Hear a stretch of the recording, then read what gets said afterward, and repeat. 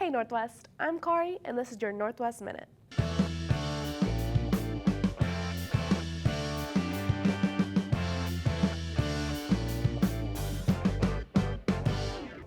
Today's Election Day. It's a big deal for our country, and if you're 18 and registered, don't miss your chance to get out there and vote. Every vote counts. Be a part of it. Food fight penny war alert. We're down to the final days, and it's a battle between principals. By the end of lunch on Wednesday, the principal with the most points will lose the penny war and rock an inflatable unicorn costume all day Thursday. Here's how it works.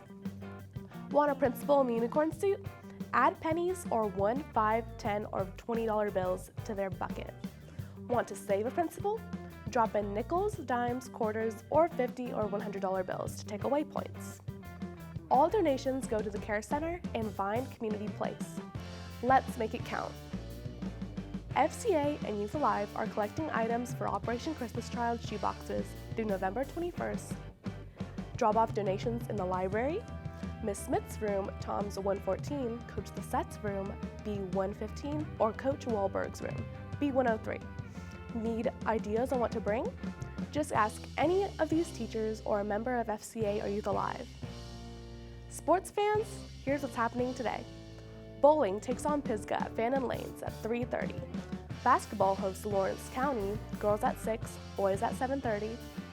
Soccer faces Northeast Jones, girls at 5:30, boys afterwards. Come show your Cougar spirit.